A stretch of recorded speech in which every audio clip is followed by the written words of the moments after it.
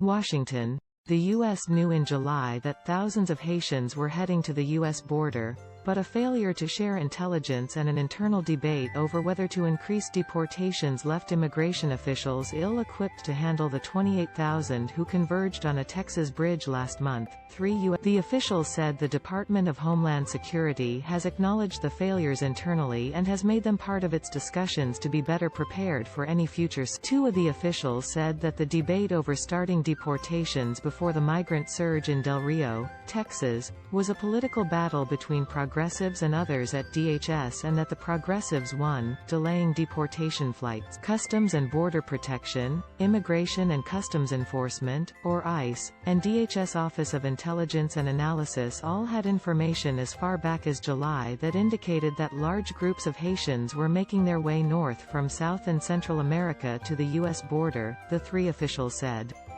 But the intelligence was not shared widely enough within DHS and across agencies to indicate the size or speed of the group of migrants or that they would all arrive. In an interview September 20 in Del Rio, Homeland Security Secretary Alejandro Mayorkas said, "I don't think we expected the rapidity of the increase that occurred." Throughout the summer, two of the officials said, there were also disagreements within the Biden administration over whether it should increase deportations of Haitians already in the U.S. The two officials said some argued that deportations, even of small numbers, would deter more people from coming, particularly Haitians living in South America.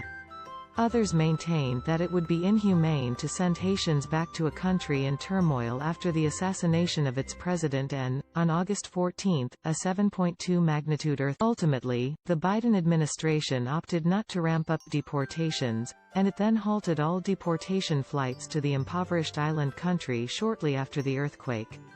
By mid-September, seeing the large numbers massing in Del Rio, ICE restarted the flights, and it has now deported more than 7,200 migrants. The disagreement over whether to ramp up deportations reveals internal divides within the administration over how harsh border policies should be. Biden, who ran in opposition to former President Donald Trump's immigration agenda, promised a fair, safe and orderly immigration system. During his administration, border crossings have surged, passing records not recorded in 2 decades. The three officials said DHS is conducting an internal review of the factors that led to the rapid increase in the number of Haitian migrants in Del Rio. One said the review will allow the government to allocate appropriate resources to prepare for future surges.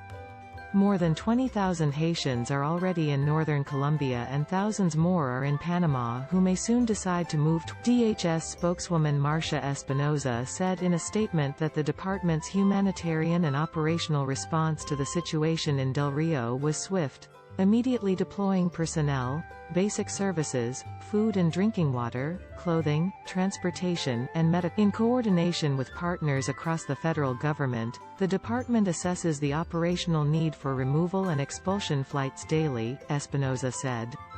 We are undertaking the monumental task to rebuild our previously decimated immigration system. Doing so requires that we address extremely complicated policy and operational issues. We not only respect differences of opinion, we encourage them as a hallmark of good ideas. And the White House did not respond to a request for comment.